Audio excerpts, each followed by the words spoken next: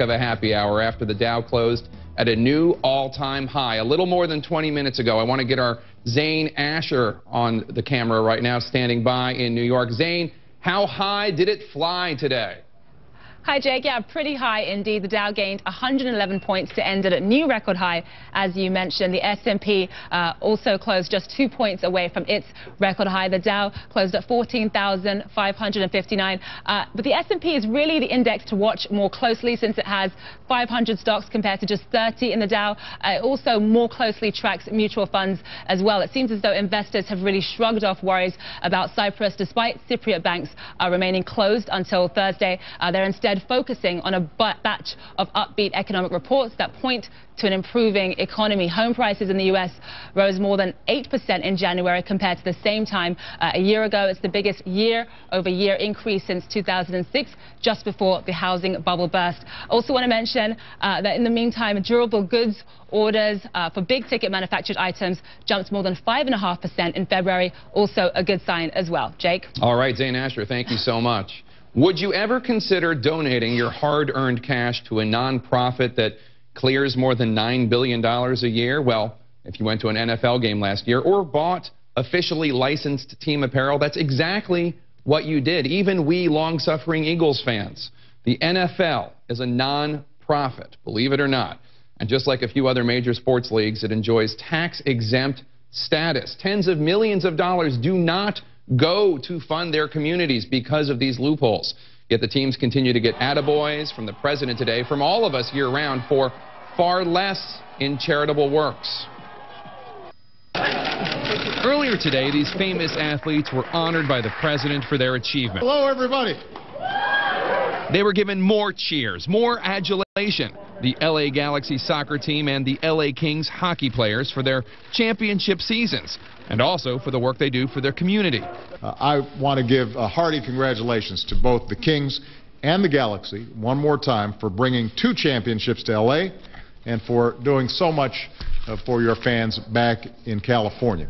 And they do. The players give time and their teams give donations, and that's great. But let's stop for a second and examine the facts. Their home state, California, is currently hundreds of billions of dollars in debt. And of course, the United States government is trillions of dollars in debt. And while the teams and players pay taxes, this team is part of the National Hockey League and this one is part of Major League Soccer. And both of those juggernauts of jocks are tax exempt.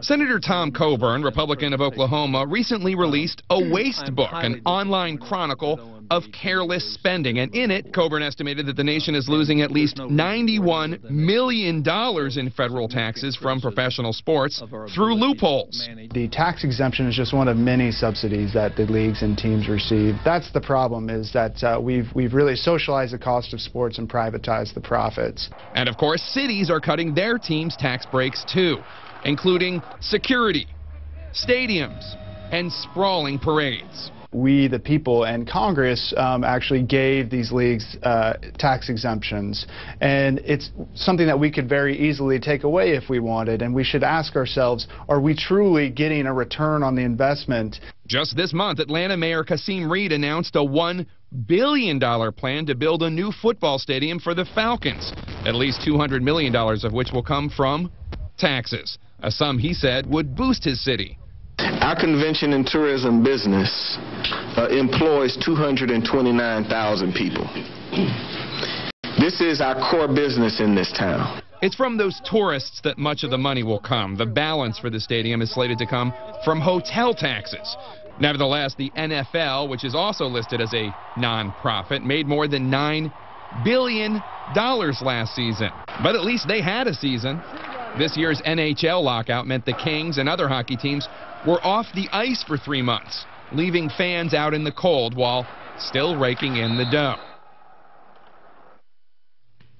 Of course, the players still pay huge individual taxes. It's their leagues that have the loophole. In 2007, Major League Baseball voluntarily surrendered its tax-free status, but many speculate that was just to avoid having to report salary information. Time for the sports lead. Do not worry, America. Nike says it's all okay now. You can forget about all the sleazy text messages and the porn stars and the Perkins waitress, allegedly, and the children and the wife. Because Tiger Woods is a winner again. After Tiger regained his #1 world ranking with a win at Bay Hill yesterday, Nike sent out this tweet that says, "Winning takes care of everything." The quote originally came from Tiger last year, and I wouldn't call it a comeback quite yet anyway. Instead of thinking about #1, Tiger might want to be focused on #15 and winning the Masters. He's been stuck on 14 major wins for 5 years now. He's still chasing Jack Nicklaus's record of 18 major wins. Hashtag you're it. Come up with the next Nike Golf Tiger tweet. Say, "Winning takes care of everything." Also, penicillin.